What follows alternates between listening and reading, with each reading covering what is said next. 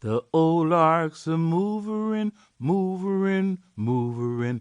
Old lark's a moverin', moverin' along. That ancient spiritual could have been the theme song of the United States in 1957.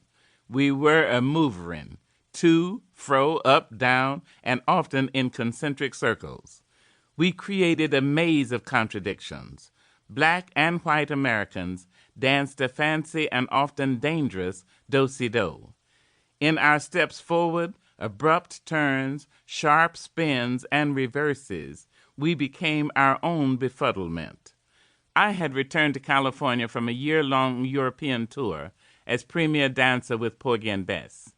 I worked months singing in West Coast and Hawaiian nightclubs and saved my money. I took my young son Guy and joined the Beatnik Brigade. To my mother's dismay and Guy's great pleasure, we moved across the Golden Gate Bridge and into a houseboat commune in Sausalito, where I went barefoot, wore jeans, and both of us wore rough-dried clothes. My commune mates, an ichthyologist, a musician, a wife, and an inventor, were white, and had they been political, which they were not, would have occupied a place between the far left and revolution. During our stay in Sausalito, my mother struggled with her maternal instincts. On her monthly visits, dressed in stone marten furs, diamonds, and spike heels, which constantly caught between the loose floorboards, she forced smiles and held her tongue. Her eyes, however, were frightened for her baby and her baby's baby.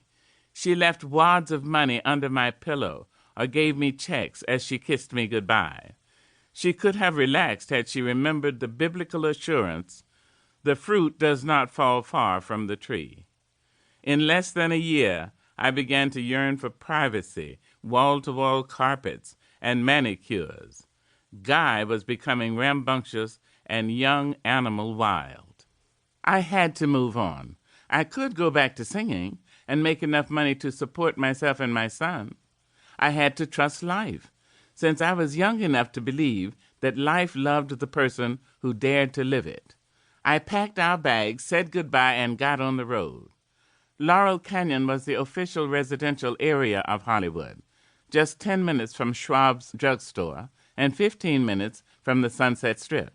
Its most notable feature was its sensuality. Red-roofed, Moorish-style houses nestled seductively among madrone trees. The odor of eucalyptus was layered in the moist air. The few black people who lived in Laurel Canyon, including Billy Eckstine, Billy Daniels, and Herb Jeffries, were rich, famous, and light-skinned enough to pass, at least for Portuguese. I, on the other hand, was a little-known nightclub singer who was said to have more determination than talent. I wanted desperately to live in the glamorous surroundings. When I answered a for rent ad, the landlord told me the house had been taken that very morning. I asked Atara and Joe Morheim, a sympathetic white couple, to try to rent the house for me. They succeeded in doing so. On moving day, the Morheims, Frederick Wilkie Wilkerson, my friend and voice coach, Guy, and I appeared on the steps of a modest, overpriced two-bedroom bungalow. The landlord shook hands with Joe, welcomed him, then looked over Joe's shoulder and recognized me. Shock and revulsion made him recoil. He snatched his hand away from Joe. "You bastard! I know what you are doing. I ought to sue you." Joe, who always seemed casual to the point of being totally disinterested, surprised me with his emotional response. "You fascist! You'd better not mention suing anybody. This lady here should sue you. If she wants to, I'll testify in court for her. Now get the hell out of the way so we can move in." The landlord brushed past us, throwing his anger into the perfumed air. "I should have known, you dirty Jew, you bastard, you."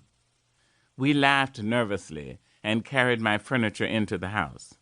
Weeks later, I had painted the small house a sparkling white, enrolled Guy into the local school, received only a few threatening telephone calls, and bought myself a handsome, dated automobile.